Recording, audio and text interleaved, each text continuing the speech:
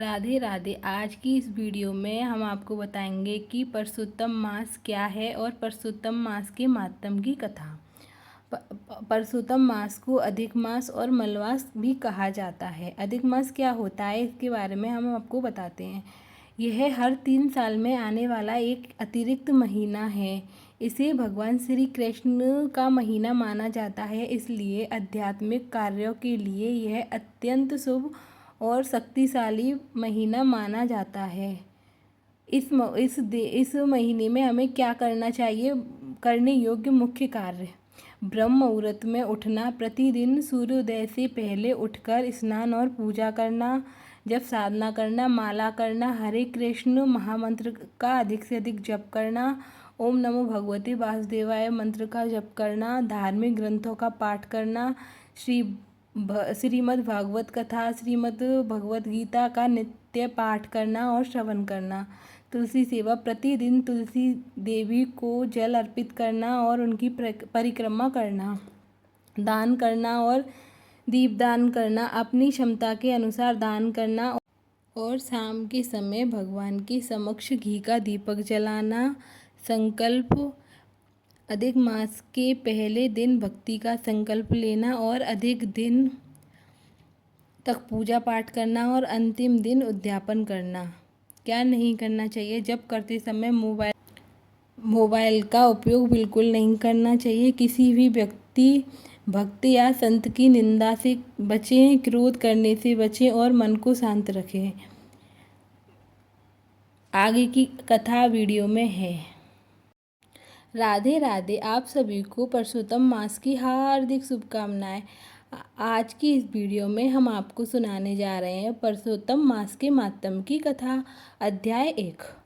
एक समय की बात है कि भक्तों की सभी मनोकामनाओं को पूर्ण करने वाले वृंदावन के स्वामी भगवान परषोत्तम को प्रणाम करते हुए इस पवित्र कथा का आरंभ होता है। भगवान नर नारायण, नरोत्तम, देवी सरस्वती और महर्षि व्यास का स्मरण कर यह कथा आगे बढ़ती है। पवित्र नैमिषारण्य में अनेकों महान ऋषि मुनि एकत्रित हुए थे। वे सभी वेदों के ज्ञाता, तपस्वी, ब्रह्मनिष्ठ और परोपकारी थे। उनका उद्देश्य था कि यज्ञ के माध्यम से संसार का कल्याण करना और ऐसा ज्ञान प्राप्त करना जिससे जीवों का उद्धार हो। और सभी सूति जी, जो महान कथावाचक और शास्त्र में मार्मज्ञ थे, तीर्थ यात्रा करते हुए वहां पहुँचे। उनका स्वरूप अत्यंत दिव्य था। वे शांत, संयमी और भगवान के नाम में लीन और आध्यात्मिक तेजी से प्रकाशित थे।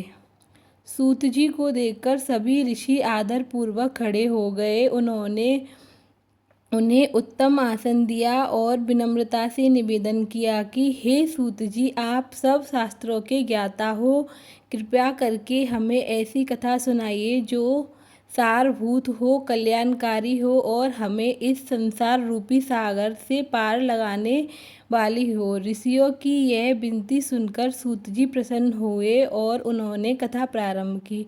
सूत जी ने बताया कि वे अनेक पवित्र तीर्थ यात्रा करते हुए वहां पहुंचे हैं। उन्होंने पुष्कर, यमुना, गंगा, काशी, गया, त्रिवेणी, गोदावरी, कावेरी, नर्मदा आदि पवित्र नदियों और स्थानों पर स्नान किया है, तर्पण किया है और देवताओं, पितरों की पूजा की है। इस तीर्थ यात्रा में उनके मन को और अधिक पवित्र और शांत बना दिया है। यात्रा करते करते वे हस्तिनापुर पहुँचे थे, जहाँ उन्होंने सुना कि राजा परीक्षित ने अपना राज्य त्याग दिया है और गंगा तट पर तपस्या कर रहे हैं।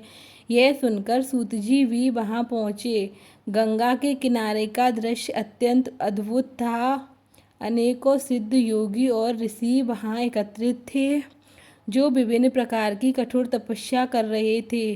कोई उपवास कर रहा था तो कोई केवल वायु पर ही निर्भर था, तो कोई फलाहार का जीवन यापन कर रहा था। उसी समय वहाँ एक महान दिव्य घटना घटी। महर्षि व्यास के पुत्र, ब्रह्मज्ञानी और महान योगी श्री सुखदेव जी वहाँ पर पधारे। वे युवा थे, परंतु उनके भीतर अद्भुत वैराग्य और ज्ञान था।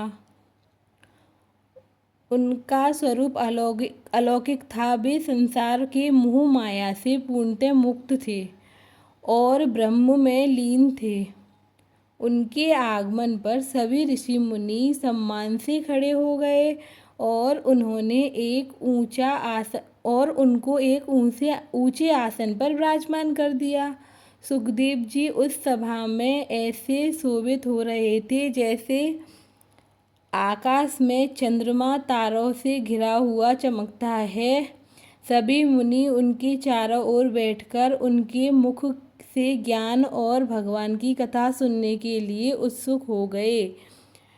वीडियो कैसी लगी एक बार कमेंट में ज़रूर बताना। वीडियो अच्छी लगे तो वीडियो को लाइक करें, चैनल को सब्सक्राइब करें और बेल आइकन को प्रेस कर दें, जिससे आने वाली कथाओं की नोटिफिकेशन आप तक पहुंच जाए। अगली कथा हम अगले अध्याय में सुनाएंगे, अध्याय नंबर 2 में। तब तक के लिए राधे राधे। वीडियो को शेयर ज़रूर करना।